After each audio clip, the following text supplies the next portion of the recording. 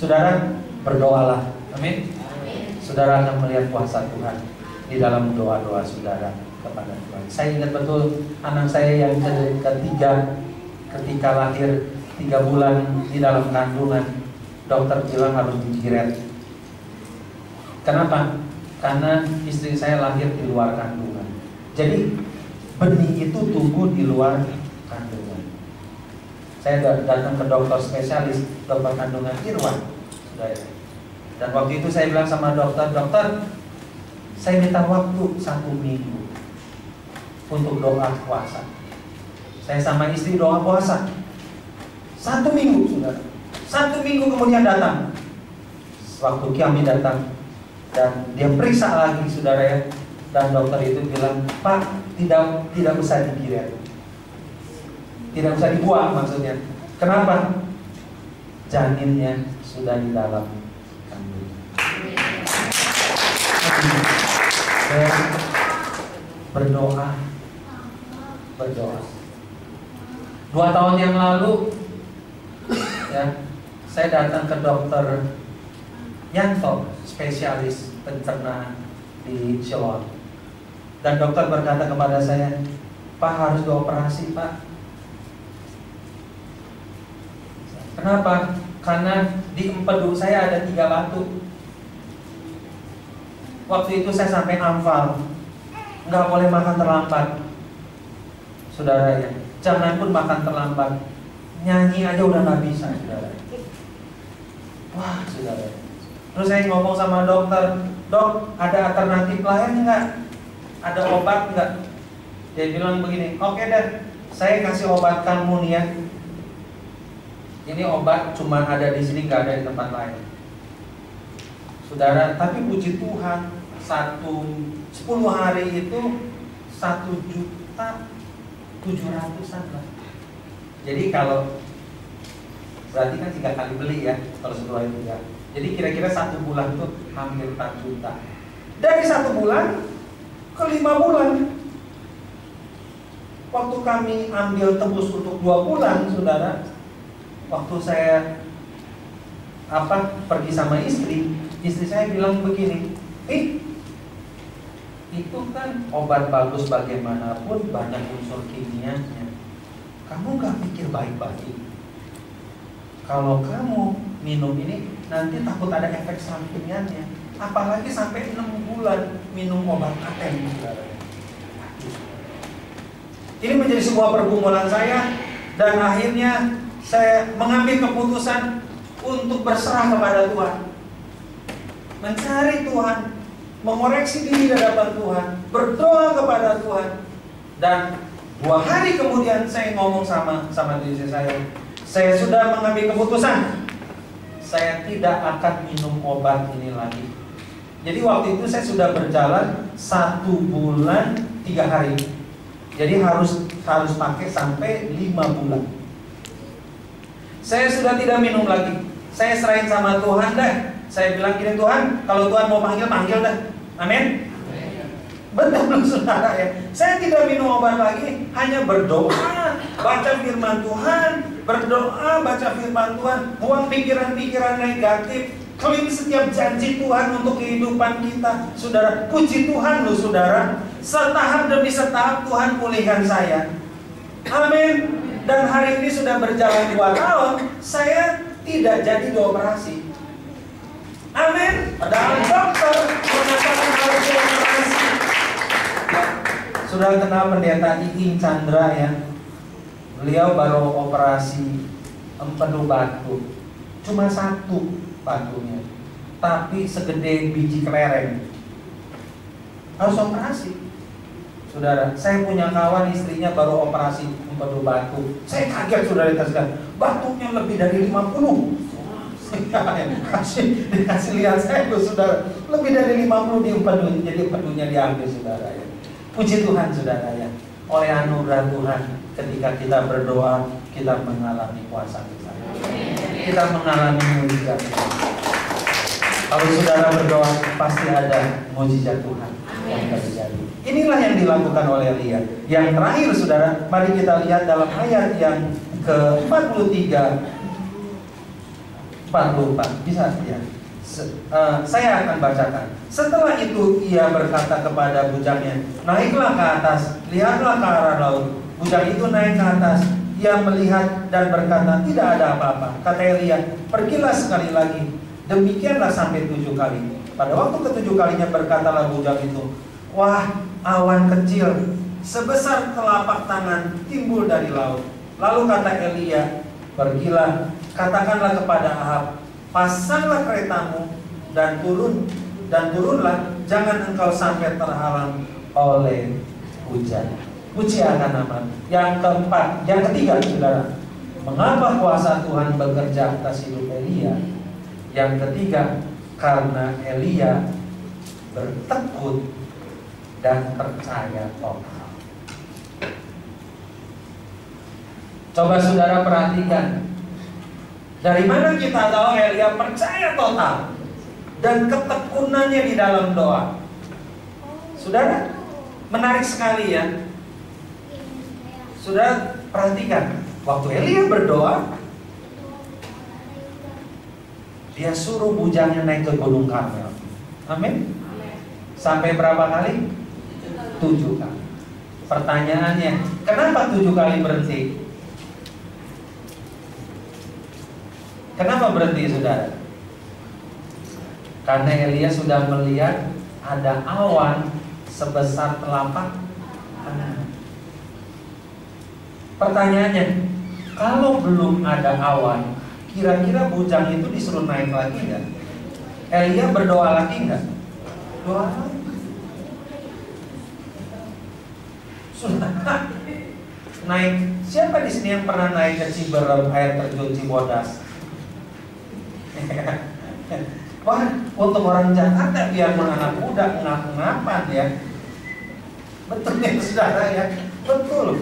Ini naik ke bukit loh 7 kali. Wah, bujangnya takut minta ampun ya. Ya. Waduh, kesiangan dia sudah naik turun hanya untuk melihat awan. Dan yang menarik buat saya, Elia tidak membutuhkan ada angin badai dulu. Dia hanya mau lihat ada awan ya. Kalau Gideon kan berkali-kali minta keajaiban ya, diputar balik untuk dia melihat tanda Tuhan. Elia mah sederhana, saudara. Waktu dia dengar ada awan sebesar telapak tangan udah cukup, dia tahu bahwa hujan pasti akan turun. Itulah berbicara ketekunan dan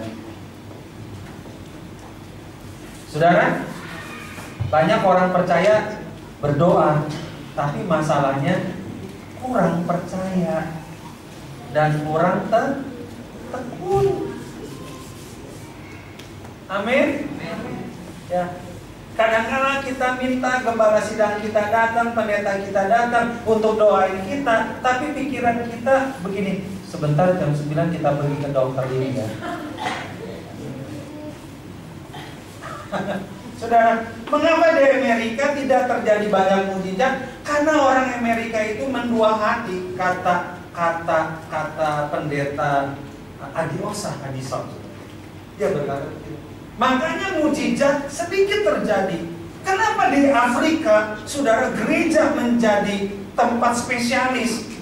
Ya, pokoknya ada satu gereja khusus membangkitkan orang mati. Sampai di gereja itu udah 20 tahun jemaatnya nggak ada yang mati, sebab didoain bangkit lagi. Bangkit lagi gitu ya. Saudara baca deh ya buku-buku banyak tuh tentang sejarah kegerakan di Afrika, saudara.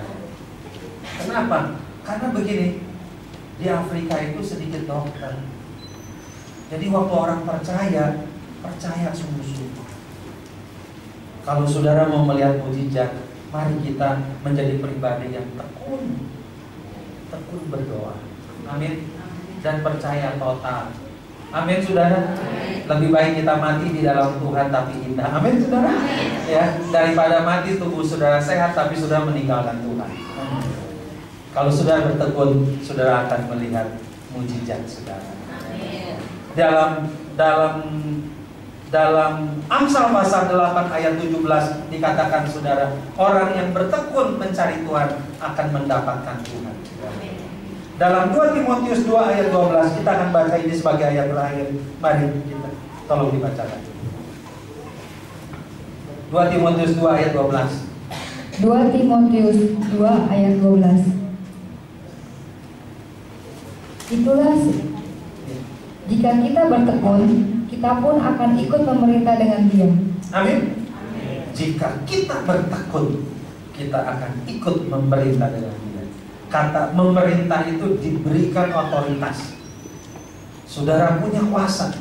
Kalau saudara bertekun, saudara akan melihat mujizat Tuhan. Saudara akan melihat kuasa Tuhan. Saya mau akhiri dengan sebuah kesaksian yang kami alami dalam keluarga kami, saudara ya. Sekitar 3 tahun yang lalu, anak saya yang pertama lulus SMA, dia mau masuk kedokteran. Terus dia datang sama saya, sama maminya. Dia berkata begini, "Mami, papi, aku mau ngomong serius." "Oh ya, ada apa Moses?" "Pi, mami, aku tahu mami papi bukan seorang pengusaha. Aku gak minta warisan sama papi." "Oh, bagus dong ya." Dalam hati seneng gitu ya. Terus dia bilang begini sama saya, "Tapi Pi, aku mohon satu hal ya, kuliahin aku kedokteran sampai S2. Terus saya bilang, "Moses, S2 itu melebihi melebihi warisan." Betul ya saudara. Tapi waktu itu saya tidak mau memadamkan dia punya semangat, dia punya kerinduan. Saya cuma bilang begini, "Moses, kita akan punya Tuhan yang baik, Tuhan yang peduli, Tuhan yang mengasihi kita. Kamu berdoa, minta tolong supaya Tuhan buka jasa." Singkatnya saudara, saya sama istri berdoa. Kami ada mesbah doa pagi dan malam. Setiap malam kami selalu bawa dalam doa kerinduan anak saya untuk masuk ke kedokteran. Waktu itu mau masuk bulan Maret kalau tidak salah, awal Maret saudaranya. Dan saya sudah ngomong sama istri waktu itu, kalau sampai waktunya Tuhan tidak buka jalan, ya udah kita jual aja mobil pribadi kita gitu ya, untuk uang pendaftaran masuk kedokteran. Saudara, saya ingat betul bulan Desember tanggal 26 saya diundang di satu perusahaan untuk korban Natal. Saudara ya, selesai 10 menit sebelum mulai ketemu dengan bosnya. Bapak Pak Petrus ya, pendeta yang sebentar akan khotbah. Oh iya.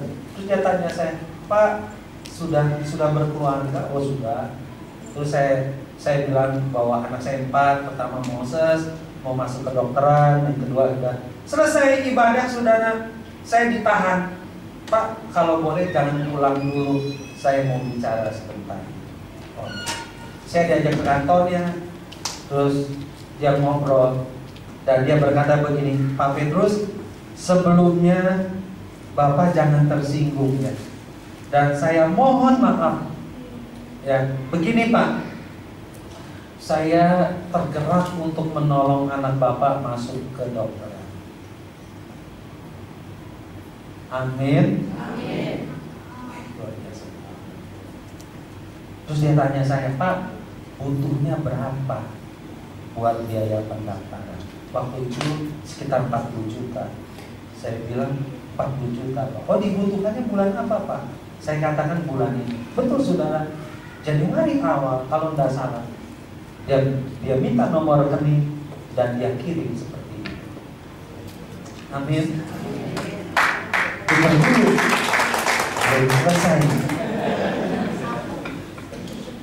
Singkatnya anak saya masuk ke kedokteran.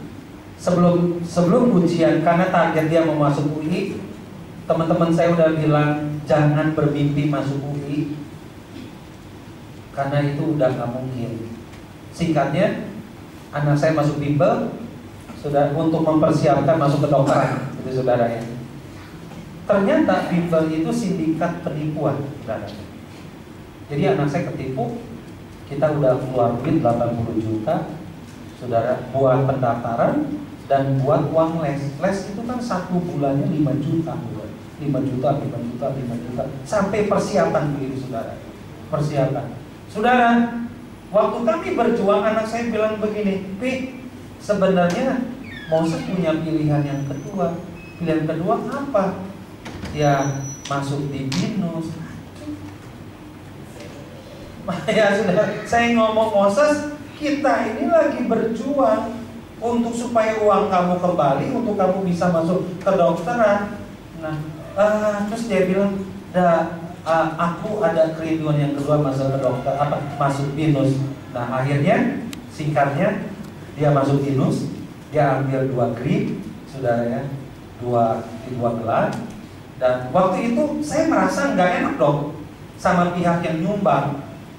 Ngomongnya kan masuk ke kedokteran, tapi ternyata kan masuknya bukan kedokteran, saudara. Nah, saya datang lagi ke sono, saudara, dan saya udah berpikir sama istri, kalau memang dia rasa kita harus kembalikan karena tujuannya kedokteran, ya udah kita kembaliin aja duitnya. Nah, dengan cara apa? Jual mobil. Pikiran saya mah begitu aja, saudara, jual mobil ya pokoknya ya. Waktu saya datang lagi ke dia, terus saya ceritain masalahnya, terus dia tanya begini, Pak Petrus, untuk masuk BINUS dengan dia ambil 2 grade, berapa biayanya? Amin, saudara. Terus saya ngomong, ya sekitar hampir 30 juta lah. Oh ya, saya minta nomor rekeningnya lagi, dan dia kirim lagi. Saudara, ini mujizat loh, saudara. Ya, saudara aja minta aja susahnya minta ampun ya. Bukan saudara, bukan kenalan saudara, cuma kenal saya diundang 10 menit, saya bercerita, tapi Tuhan gerakan hati dia. Tapi saya mau kasih tahu saudara, kenapa Tuhan gerakan hati dia? Saya percaya ini kuasa Tuhan yang bekerja. Kenapa saudara? 1 tahun sejak anak saya minta, kami setiap pagi dan malam membawa di dalam doa dengan tekun. Puji Tuhan, anak saya sekarang sudah semester 8, semester 10 saudara. Dia tinggal bulan Maret tahun depan dia mengerjakan skripsi akhir, saudara.